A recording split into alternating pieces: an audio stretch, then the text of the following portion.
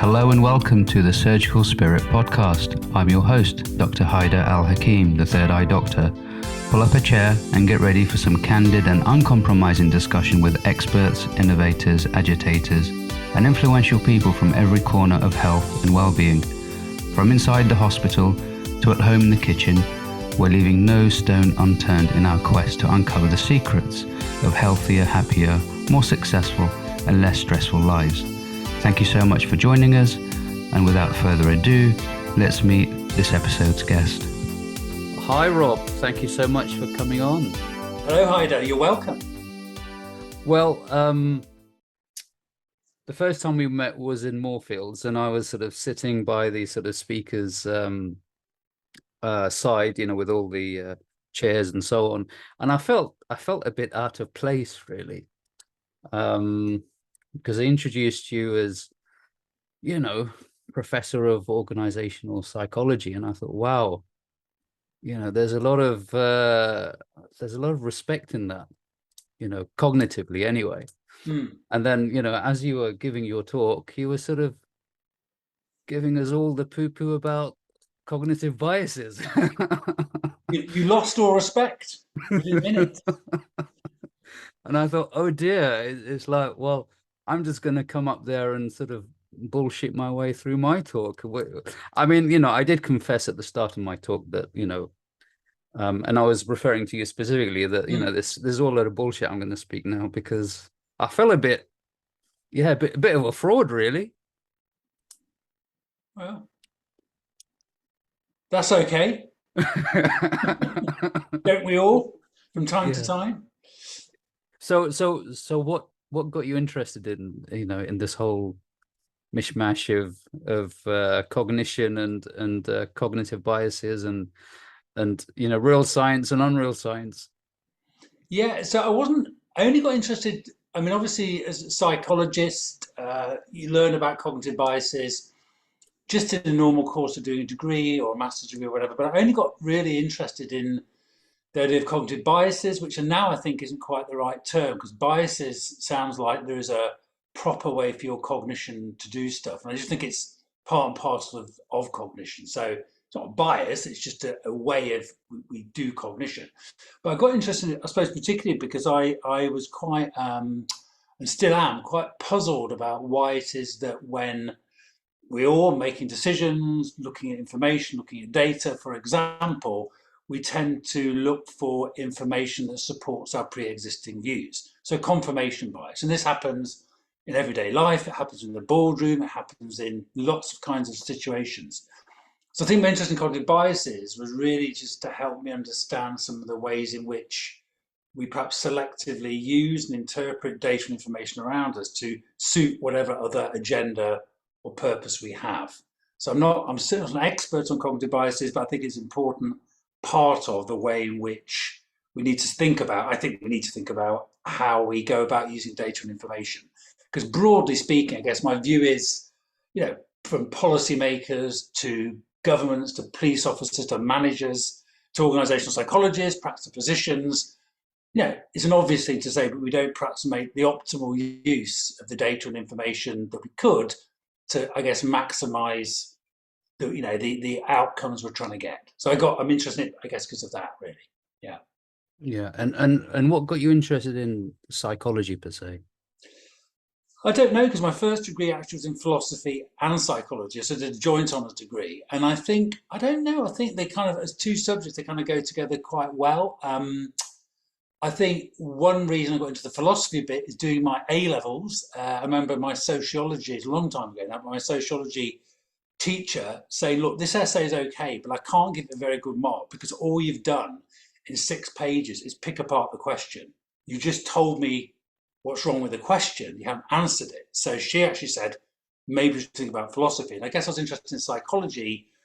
I think I've always just been quite interested in human behaviour. I think it's one of those things that, I guess a few people say is they discover there is a subject called psychology that is about human behaviour. On the other hand, I think like lots of people, when they start studying psychology, it's very kind of neuroscience, it's very cognitive, it's very brain. And I'm not interested in the brain as such. I'm interested in the way people behave. So a lot of psychology degrees as I'm sure you, a lot of your listeners know, are very much focused on the way the brain works, which is really important. But I was more interested, I guess, in the kind of social psychology and, in fact, organisational or work psychology. So I was more interested in those kinds of forms of behaviour, I guess. And who in your earlier years were you influenced in terms of philosophy?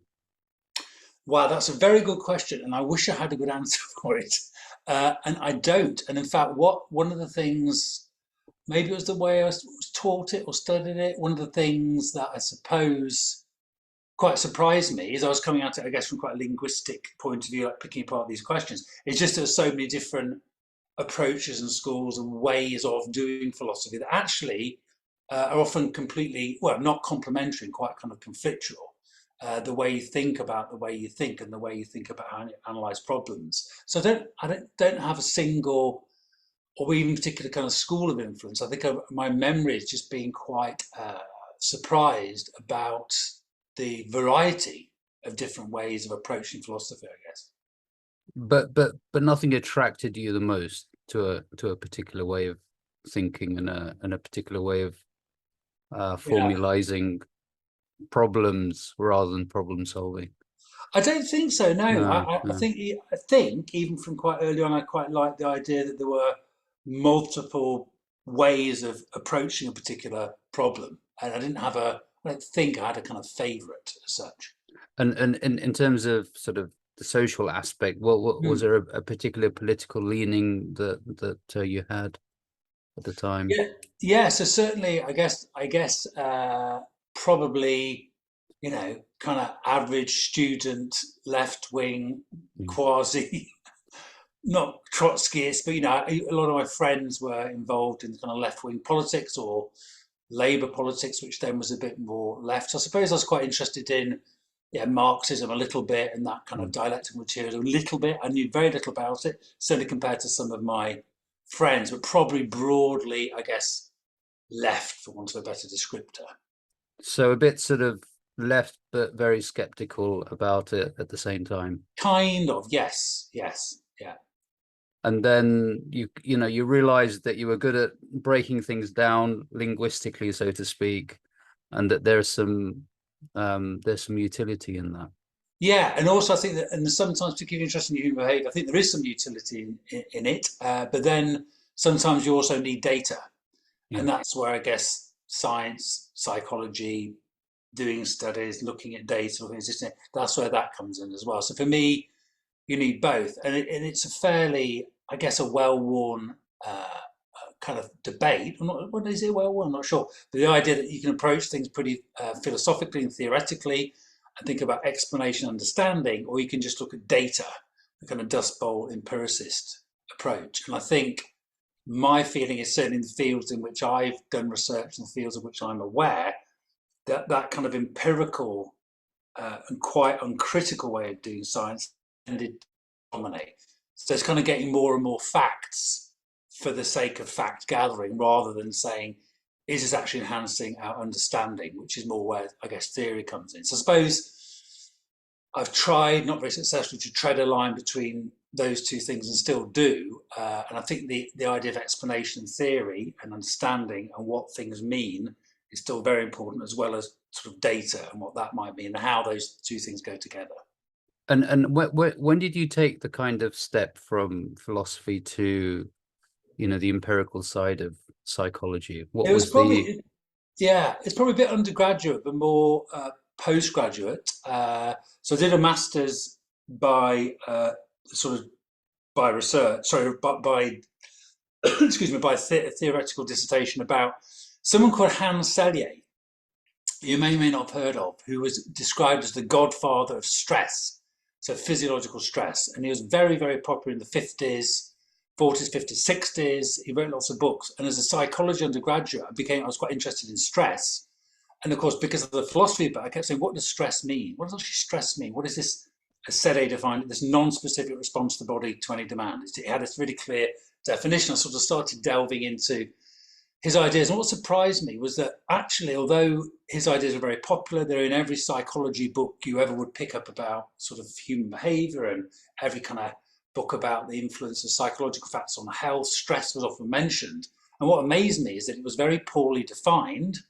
And actually the theory was pretty much untested, but it remained quite popular. So I got quite interested in my master's, not in collecting new data, but looking at existing data, tracking the link between, the historical link between stress, psychological stress, whatever that means, and physical health, the link between those two things. And what I think I found out through looking at that was certainly at the time, the link between those two things is not as strong and is not as widespread as was popularly believed, and kind of still is in a way. It depends on the culture you're in, but the idea that psychological stress or anxiety, or however you choose to define or measure it, is intimately linked with physical illness is still quite a sort of strong idea.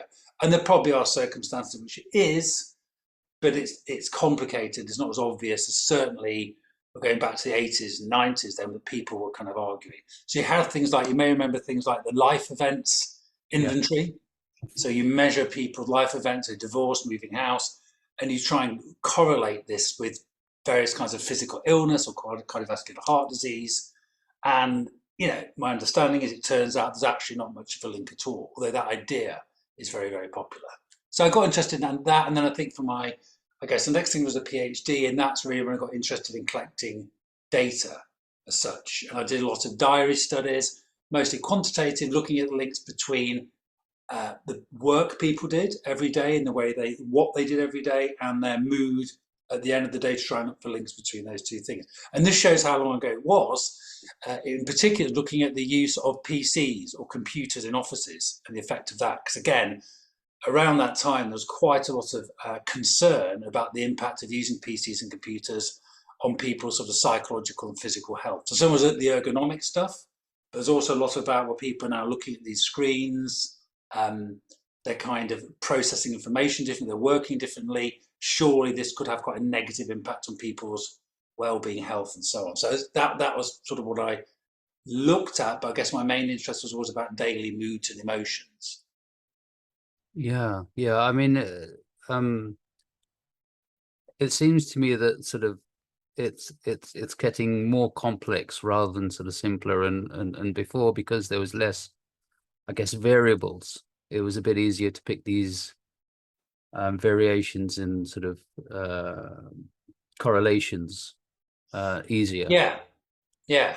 I mean, yes, I think so. So there's more almost like people physically, for example, go to an office and they sit there for a very regimented number of hours a day, and there isn't maybe much variation in other things. And yes, there's fewer things interacting, I guess. Yes. And I think now it just reminds me, I'm going to speak at a conference in a few months, and it's about kind of work psychology. And the theme of the conference is that the whole lockdown and remote working has been this huge natural experiment.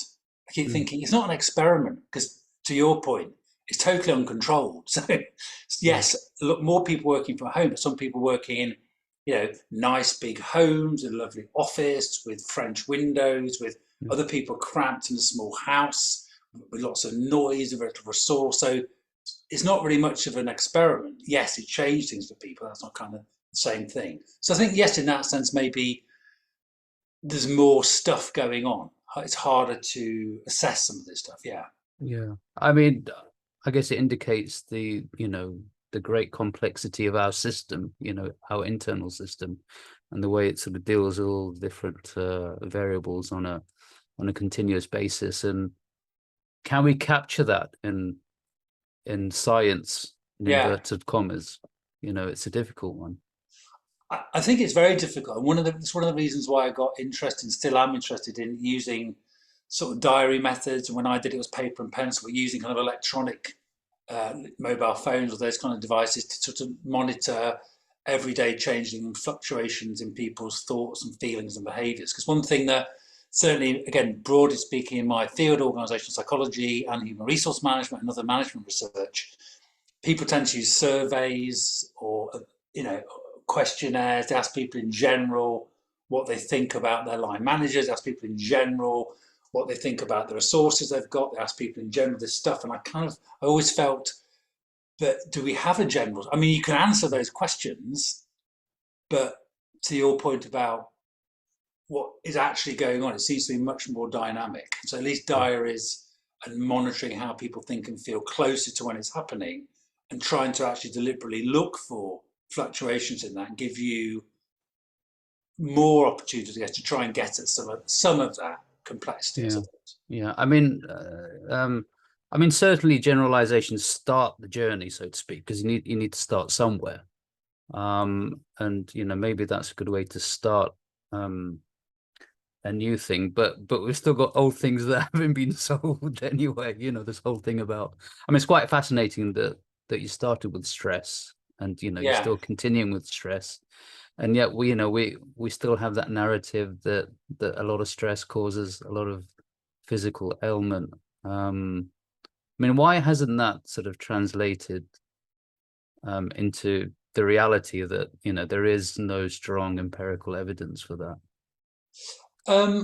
I think it's because, I guess, again, it is cultural to some extent, but I think because intuitively, I guess if you're, for example, experiencing a lot of anxiety, and that's having a lot of physiological effects, I think intuitively, in terms of attributing any illness you subsequently might get to that sensation, is kind of it's the nearest thing you've got. So I think where ideas like stress or anxiety or depression and health do make more sense is probably in the work of people, and many people, including Michael Marmot, looking at things like socioeconomic status.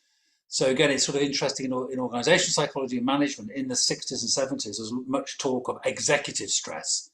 So the idea was the people at the top who were really suffering with this thing called stress, because there was so much pressure and so many demands, and they were getting stomach ulcers. And we all know the way stomach ulcers, the idea that's linked to stress went. But it's the idea that people at the top are sort of making these very difficult things. In fact, of course, it seems to be the case. It's actually people lower down. It's a lot to do with status. So I think when we get ill, when people maybe die sooner than they should, we think they should, we look for explanations. And I think it's probably, again, in some cultures, it's easier to favour, I guess, more individualistic explanations, or it's because I was so stressed, because it's happening, rather than structural explanations about, well, it's because there's massive wealth inequalities, and that's actually one of the major causes of a lot of these conditions and diseases, and early death and all the rest of that. That's pretty hard to build into a story that's acceptable, I guess. Whereas individual level stuff is kind of makes more sense, and some extent it's also blaming individuals, and certainly still see this, I think, in the workplace now, where people talk about wellness at work or well-being at work. So it's sort of flipped, I guess, from stress in the 70s, 80s, 90s, since around the early 2000s, to more positive psychology and positive well-being, positive health. But what all of it tends to do is focus on and blame the individual. So if you're not happy at work, it's because you're not doing something right. Your cognitions aren't quite right, or you need to be more proactive, or you need to do things about it. Or if you're unhappy at work, it's because you need to do something about it, something you're doing wrong.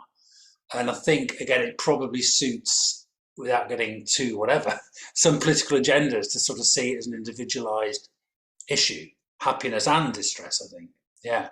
Yeah, I mean, this is where the cultural aspect comes in. I mean, coming from an Eastern culture, if you don't pull up your socks, it's your fault. So that certainly talks to my way of thinking, which is a cultural way of thinking, that if you're stressed, it's your fault, rather than, a much more larger organizational or Yeah. systemic, top-down structure. But yeah, I mean, culture is it's very complicated, and it's very old. And our, current modern mechanisms, doesn't have the language to explain these things empirically, unless you have objections to that. No, I think it's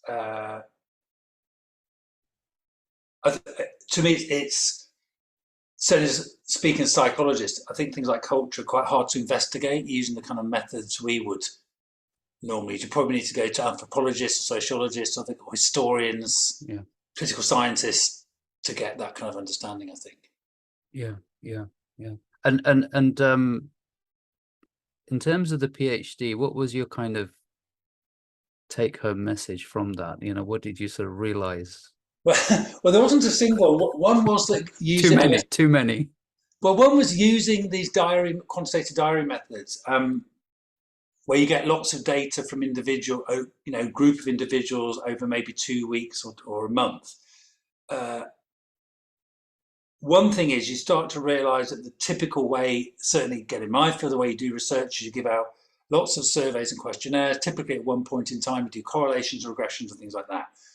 Now you can kind of do that with questionnaire data by collapsing it, treating each person as a case, as it were. But you lose a lot of the dynamics of that. And if you start to look at the dynamics, one thing that's quite interesting, one take-home message from me, I suppose, if you looked at some of the, for example, within-person correlations, so to keep it simple, for each person you could correlate for them maybe over 3 weeks, the correlation between, say, how much workload they reported, so how hard did you work today, and how much, say, anxiety they felt. So you can correlate it on an individual basis. And what quite surprised me was those within-person correlations varied enormously from, quite positive and high. So, 0.8, the more workload I report, the more anxious I am. A lot of people, there was no correlation. Some people's actually negative correlation. The more workload I report, the less anxious I am. And so that was sort of quite instructive to think about. We often, the way we go about doing research is this kind of between-person kind of analysis. And what we're missing out is a lot of the individual differences that are quite, I guess, nuanced and dynamic and happening to individuals, and possibly almost telling you that, in some senses, people's worlds are quite different. So yes, of course, each of us react in pretty similar ways to some kinds of things, sure. But also, each of us possibly acts very differently to different things, possibly even on different days at different points of the day, but we tend to iron out or remove that as noise and stuff that's making it harder to find straightforward relationships. But I think, to me, that was one of the main things. And one of the other main things I learned is that, going back to the period in which I did my PhD, is the amount of time people spent using a computer every day seemed to have no effect whatsoever on their daily mood or symptoms or anything. So at least in those several studies of a PhD didn't really seem to make much difference. But I guess it gives you some clues that you're looking at, as you were saying before, you're trying to find a relationship between how many hours does someone report they spend using this equipment and how do they feel at the end of the day.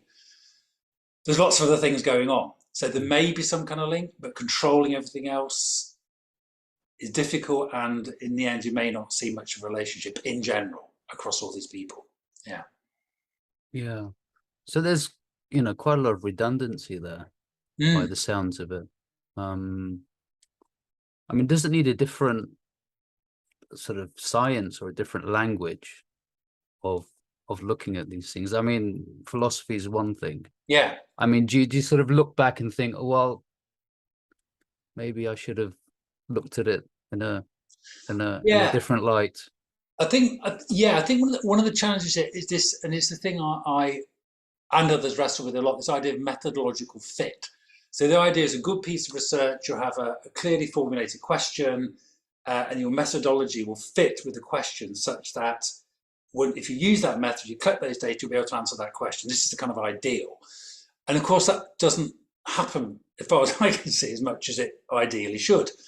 And what people seem to do is they have a method, they have a tool, they have a way of collecting data, and they define the questions in relation to that particular tool they have. So if you have a survey method, because it's relatively to give out surveys in organizations, you measure things like attitudes. Do attitudes matter? Kind of, maybe. What is an attitude? Bit unclear. Okay, but we can measure it. So then we formulate our questions in relation to the things we think we can measure using that particular method. So for example, a persistent question in, say, my field is there a relationship between job satisfaction and job performance? Why do we ask that? Because we think we can measure job satisfaction fairly easily. We think we can measure job performance fairly easily. So we keep asking that question. Is it a very good question? Probably not, but it seems to make sense. And I think in many areas of research and science and investigation, the questions that we ask are the questions we think we can answer using the tools we've got. Doesn't mean they're particularly good questions. So you get this, and the same is true things like statistical techniques, I've observed, so that people will ask questions that they can answer using particular statistical techniques, not because it's a good question to ask. So going back to the philosophical roots of this, for me now, well, not now, it always has been, I think one of the key things is this, not necessarily can you answer this question, but is it actually a reasonable, good, interesting, important question in some way that in principle you could try and answer. Now you may not have the method now, you may not have the resource to do it now, but the point is it a good question? There's always this tension between the questions you can answer using the resource you've got and the questions that are important. And certainly my sense is it's flipped a lot to the questions that it's possible to answer rather than the questions you can. So for example, just an example, people are very, and again, this is fine in some context, but they're very interested, it seems to me, and rewarded for getting more and more and more data. So doing more and more and more and more empirical studies, as though that is the only way to kind of advance our understanding of things. And again, in my field, there's a sense in which they're pretty much similar studies. They weren't very good to begin with. They're not, whatever they find, they're not going to be adding, each individual study is not going to be adding much to understanding of anything, but it's answerable, it's doable, it helps scientists' careers, people feel they're doing stuff. And in fact, the more important thing will be to maybe stand back and say, what do we already know about this? Let's stop collecting new data. Let's think about the questions we think are important and start from that, which doesn't seem to happen very often, I think. I mean, are there people out there who are questioning the methodologies and asking Sure. more profound questions? Yeah, there are. They're asking more profound questions, and they're also saying we should maybe stop doing this. So even something, in a way it's a small thing, in a way it's a really big thing, statistical significance. So broadly speaking, statistical significance, and I'm going to generalize here, but it's not very important. And nonetheless, in many fields, it's seen as the thing you have to kind of get. And people have been banging on about this for at least 40 or 50 years, saying we shouldn't rely on this. Maybe we can use it a bit, but it's not the most important thing. Things like practical significance or effect size or other kinds of things we should really be focusing on. But yet, in my field, you know, the journals are still full of quantitative stuff which use statistical significance. So yes, there are people trying to think about doing it differently, but I think there are huge pressures within academia and within the university system to, I guess the question is, what are the incentives? So each of us has certain different professions and different contexts has incentives. Do these things and you will get promoted. Do these things and it will be seen as good. And that applies whether you're a manager or an academic or whatever you're doing, this is seen as what's good. And then, not surprisingly, people then think, okay, I'll do those things because I want to get on. I want to get promoted. I want to get a new job. I want to feel I'm successful. You're telling me this is what being successful is, therefore I'll do these things. So you have it, that sense of doing stuff becomes more important than is the stuff you're doing important, valuable, useful or anything else, just a sense of doing stuff.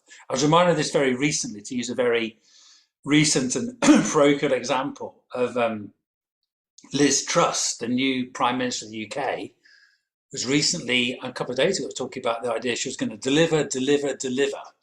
And she's not, you know, she's not alone. Many politicians and many managers deliver, many researchers deliver. We deliver, and that's seen as great. I'm more interested, I suppose, in saying, well, that is not in itself great. Why is that thing you've delivered any good? Is it going to help? Is it valuable? Is it better than delivering something else? Is it better than not delivering anything at all? But we kind of value certain kinds of action around producing what we see as outcomes or products or something, and say that is the thing that's important. We should do more of that thing, and then we'll know you're working hard, you're doing a good job. Of course, it doesn't mean that at all, but there's that sense in which, and it's part of the reason why I got interested in evidence-based practice, because what I saw is people doing a lot of stuff, things they were delivering, and I was always wondering, well, what's the point in delivering this thing? What have we achieved? What have we done? Yes, you've delivered it, you've rolled this thing out, you brought about this organizational change, you've put 1,000 people through a training program, whatever it is, but so what? And it seems to me people are much more, and still are much more interested in the doing stuff than actually what it means. I think it's easier in some senses to do that. Yeah, I mean, dealing with the difficult questions and also the delusional situations that you find yourself in, given that you're doing all this stuff and getting nowhere, is quite demoralizing, and yeah, it's not very human, We're sort of going backwards is not a very human thing. Yeah, and I but think we do it all the time. Yeah, we do it all the time. Not not in lots of fields and lots of areas. And I think it's one of the things that can lead people, for example, to experience what you might call burnout, or to feel what they're doing is not important anymore, because maybe they've spent their career or lost their career doing stuff, and on reflection, and sometimes that reflection takes a while, they become less and less convinced of its value, I guess. Whether that's publishing papers, or whether it's teaching students, or whether it's whatever it happens to be in your area of work. It's not that it has no value, it's just that it's like the amount of effort put in and the focus on the stuff you do, would that effort and focus be better on other things that maybe would have had more value? And they're the kind of questions that don't get asked so much, I think. Yeah. Are there any kind of indicators or any kind of flashing lights that go off that you can detect and say, actually, I'm sort of going into self-delusional modes? For me personally? Yeah, in your experience, yeah.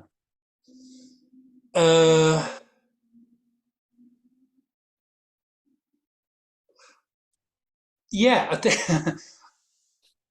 I think if I'm getting particularly excited about something, either positively or getting very annoyed about something, and I'll see that as a bit of a flashing light. Like, why am I getting so, why is that really, why don't I like that? Or if I find myself going back to confirmation bias, so if I find myself Googling things, I might read an article and think, I can't believe they got that result. And I find myself Googling on Google Scholar to try and find papers that found something opposite. Whoa, what are you doing? What is, so you don't like the finding of this paper, you don't like that opinion.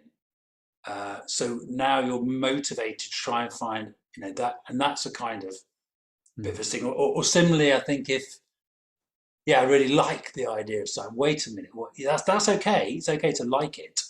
That's fine. But what's that going to do to the way I'm going to search for information? It's quite interesting within science. I know this is not quite fair, but it seems to me it's sort of interesting when you read in scientific articles or hear scientists say they'd run an experiment, they did a study, and they were disappointed with the results. And you're thinking, okay, why you shouldn't be disappointed with the results. You should be pleased with the results, because you did, if it was a good study, whatever the results, you should be pleased because now you found something out you didn't know before. Why are you disappointed?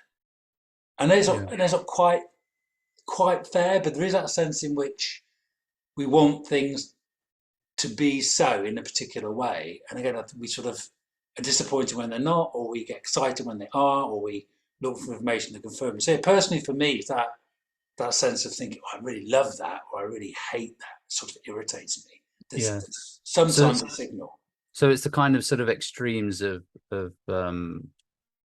being that can actually set off those alarm bells or lights. Yeah, sort of. And I think in some work on evidence-based practice, say management or HR or even organisational psychology, sort of working with practitioners and looking at some of the stuff, the products and services that they might buy as, say, an HR professional into their organisation. And if you go to an HR practitioner conference, there's a lot of excitement, a lot of love for stuff you can do. Isn't it amazing? I keep thinking, I always think this is the wrong,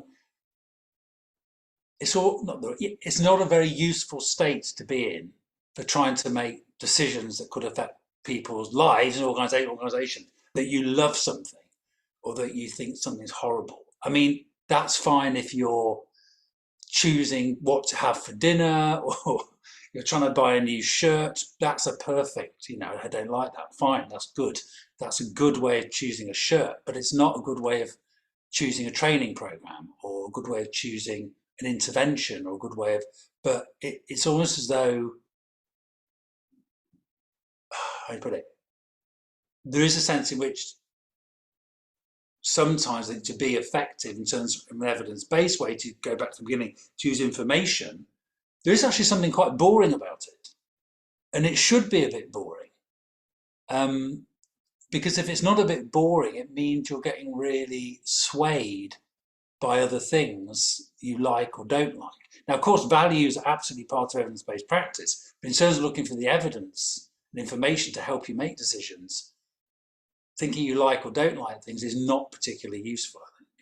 It's useful for many other things, but in that scenario, it's not particularly. Yeah, I mean, it's difficult. It's a bit like the sort of chicken and egg argument, but you got to start somewhere, and either you start with the boring stuff or the exciting stuff. The start is important, I think. Yeah. And I think certainly in terms of thinking about questions or problems or opportunities or things, say, for example, go back to a manager or organisation might think is important. Certainly the affective parts of that, the emotional parts that are very important, because one of the things that tells us what's important is what matters to us. So what doesn't matter to us, or what actually matters to us, positive or negative. In that sense, that is a very important starting point and focus. But from that, not quite that point onwards, but then for other parts of this process, it's not always so useful, I think. Yeah. And so if we go back to your PhD, you finish your PhD. Yeah. I guess some insights there. How did that translate into? Did you go straight into industry, or did you go into academia? No, I went straight to Birkbeck College, where I had a whole new experience in a way, which was suddenly, well, still is, but Birkbeck, part of the University of London, is mostly a part-time mature student place. So I went from doing a PhD, where I already did quite a lot of teaching with relatively young master students, to go into a place that had mostly quite mature part-time students, all part-time. So I found myself at the age of 30 teaching groups of people whose average age was probably 45 and had loads of work experience that I didn't have. And it's maybe I'm being rosy tinted glasses about this, but it's probably the best experiences professionally in terms of learning I've ever had. Because suddenly I was coming from this very academic PhD, very sciencey sort of approach to people who were there absolutely to learn, but actually bringing a lot of experience and were saying things like, well, this doesn't make any sense to me. And I was initially, as much as it may not make sense to you, but here's the science. I think that was my approach for a little while. But in fact, working and teaching those students really, I guess, got me interested quite a lot in the idea that scientific knowledge obviously has its value, but in terms of practice and doing stuff, you need other kinds of evidence as well. So in fact, they were very helpful with that. They were it's very insightful. So this sort of sense of resisting them telling me they thought some of this academic stuff was rubbish and feeling quite defensive, to saying, well, actually, you're probably right. Some of it is kind of rubbish, even though it's published in the top journals by the top researchers. I can kind of see what you mean now. It's not actually very helpful. So in that sense, that was a great, really useful experience. And I think if I hadn't had that, I think I still would have probably seen science or scientific evidence as almost the only evidence you need to deal with things. What gave you that change of thinking? I mean, I was going to say change of heart, but it was sort of more cognitive. It was hard too, because it was also giving something up. It was giving up a sort of isn't science great sort of thing, I suppose. I think it's,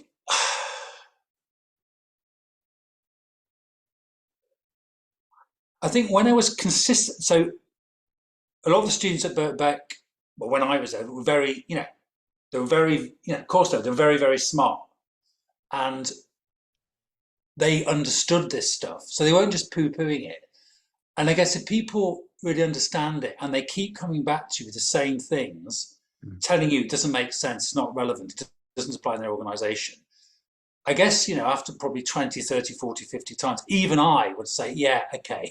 Yeah. The change of heart or the change of think was like, yeah, they've actually got a really good point here. So, yeah, I think it was probably the persistence of it.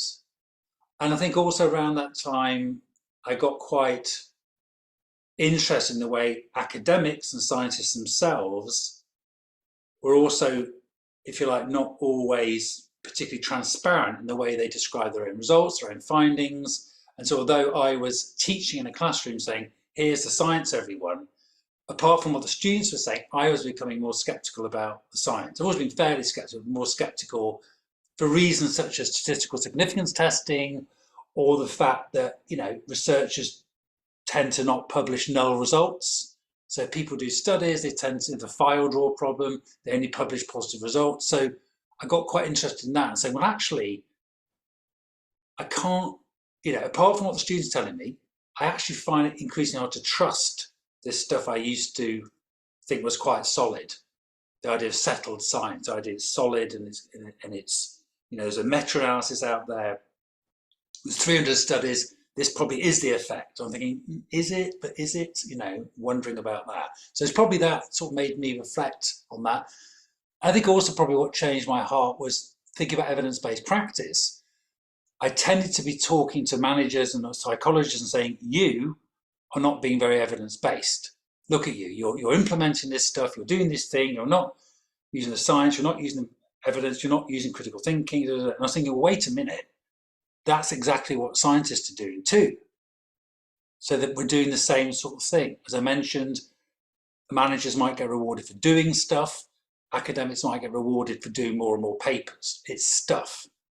How much do these things matter? Well, they're not looking at that so much. It's a judgment by their peers. Exactly the same is true in an organisation often as well. So in that sense, I thought, well, actually, we are not so different from them.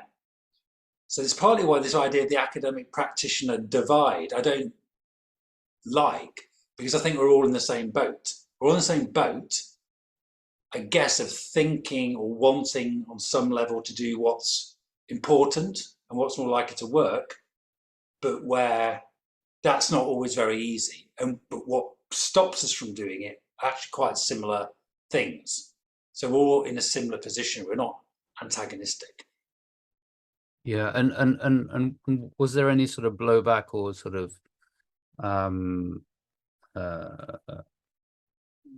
damages that sort of happened to you, given that you had that realization that science doesn't have all the answers? And yeah, so I'll give there's a few anecdotes, and I will tell them which in a way that won't reveal the people involved. Not that they're actually working in this field anymore.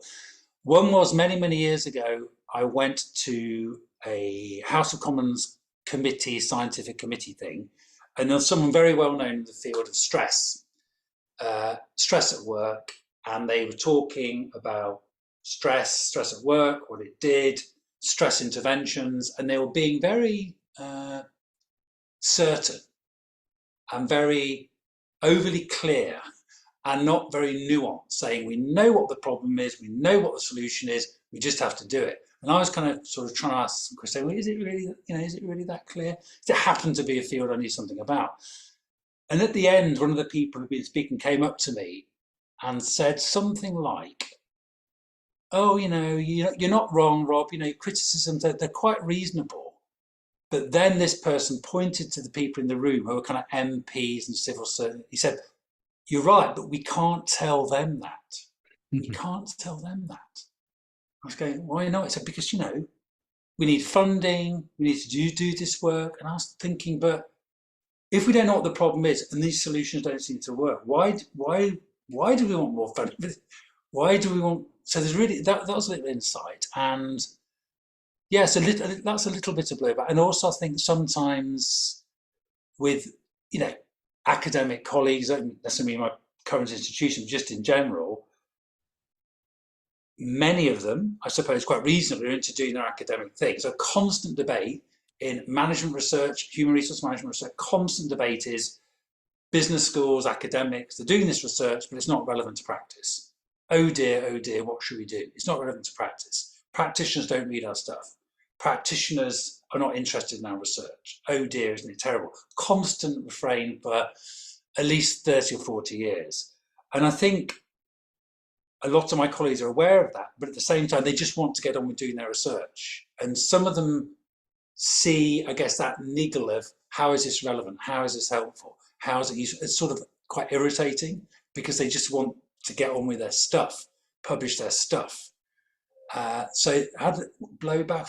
Yeah, I think I've had colleagues from time to time who I feel are saying to me one way or another, just you know, you just leave us alone. You've got a point. You've made your point. Yeah, we want to get on with our stuff now. So yes, it'd be nice if relevant to practice, but you know what? I just need to get this next journal article out. So that's what's important to me. And I hope one day it links to practice. But that's not my, and they're right in a way, it's not their responsibility. They're right in a way. Yeah. I mean, you know, it's for people like yourselves to sort of make it relevant, I guess, and sort of bring the two worlds together and make it into one coherent knowledge base, I guess.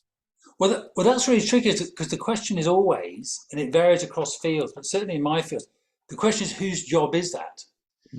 So academics and business schools don't really think it's their job to bring those worlds together. If you speak to practitioners or professional bodies, they don't really think it's their job, or individual practitioners don't. Individual practitioners saying, how do you expect me to read this incomprehensible academic papers? I haven't got the time. Academics going, but I'm paid to produce these. So where are the intermediaries? And I think in some fields it happens, but not particularly well in my fields. I think it might change. I think there's some indications it might be changing. But can you give examples of that, of these intermediaries that bring them together?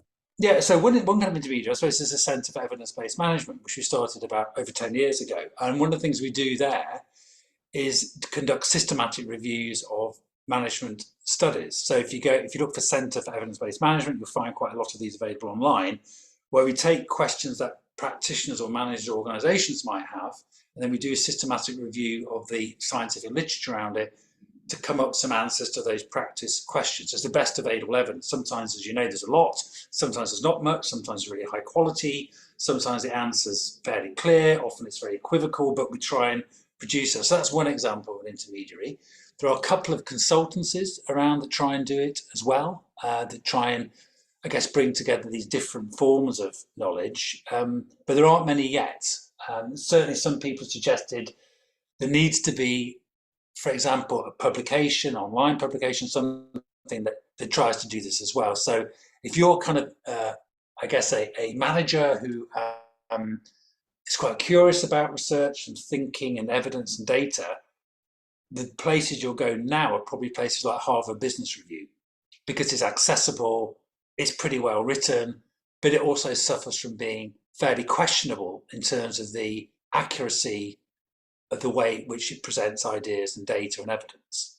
So it's a bit more like edutainment than actually providing people with good kind of evidence about what's going on in terms of the best available scientific evidence. So that's an example to me of not a very good intermediary, but there are a few that I think are better. Yeah. And in terms of sort of the future for yourself, you know, what kind of environment do you see yourself engaging in?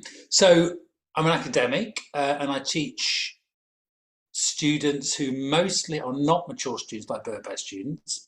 So one thing I want to try and do at Queen Mary now is to try and start more executive education courses. So at least I'm working with students who are actually in jobs and working and are trying to actually do stuff to see how, if you like, the knowledge and skills I might have as a researcher and academic might help them with their work, rather than the traditional thing is here's the research, throw it over the wall, get on with it. So not doing that, but actually working with people. I also do training courses with organisations around evidence-based management, evidence-based HR, which I'd like to do more of at some point, because I think that it feels like I'm making, I guess, more use of my abilities. I think teaching in a very academic way to bunches of students with very little work experience, particularly in areas like management, organisational psychology, is quite tricky. I think you can make it interesting, you can make it entertaining, but when the main forms of assessment are things like exams and essays, I don't know, for me, I don't know how useful that is for them practically. So I'd much prefer to do more work, I guess, with people who I feel can use some of the stuff that we might be able to bring. Yeah. Well, I mean, it's been conversation's gone really quickly, and it's sort of coming to the hour already, and sort of the last question, which I sort of, I ask all of my guests, what are the 3 things you would advise the 16 or 18-year-old Rob going through his sort of quasi-Marxist sort of experience, about to go into philosophy and psychology, and given you've experienced 100 years of your life so far, what are your 3 top tips to him? Well, I think I would say, and I did it a bit, but probably not enough. I think I would. So, for example, I started doing A levels in subjects which I just didn't really like, and did quite badly, and then I changed A levels and did different kinds of A levels and actually did better. So I think the first thing I would have said is try and work out what interests or excites you, what's going to grab your attention, because I think I've always found it very difficult to just apply myself and learn things I'm not very interested in. I can do it a bit, but I find it quite sort of soul destroying. And I think I didn't value that when I was young. It's like, no, you must work, do the thing, do the work, do the revision. I think I say, no, don't do that. And the other thing I would say is because I was quite focused on going to university, just because a lot of my mates did. I think I would have said to myself, well, why are you going to do that? Or why are you going to do that now? And I would have sort of had a good talk to myself about, are there some other things you might want to do before or instead? Or why is that the only game in town? Because it felt like it really was the only game in town at that point. And there are 2 things. What's the third thing? I don't know if I can think of a third thing. Probably just those 2 things. Like, don't force yourself to do things which probably... There must be a third thing. I know there has to be 3, doesn't there? Yeah. The third thing I'm saying to myself is work on having better skills in thinking of lists of 3 things, I think. Yeah. List of 3 things for everything. Yeah. That's right. Wonderful. How can people get hold of you, Rob? What's the best way? So I've got a fairly unusual name, I guess. So if you just Google me, you can get my webpage. I've got a personal webpage, I've got Queen Mary webpage, but I'm reasonably active on things like Twitter and LinkedIn. So if you look for me on Twitter and LinkedIn, you'll find me there. Being sort of, somewhat skeptical, not cynical, but skeptical about both academic and practitioner sort of stuff. And most of what I try and do in those posts is to try and create discussion, because that's something I enjoy most, is when different people are chipping into a conversation, not too much trying to take sides as such, but trying to understand questions, issues, data, what things might mean. So yes, join the conversation, as they say. Wonderful. Thank you so much, Rob. It's been a pleasure. You're very welcome, Haidar.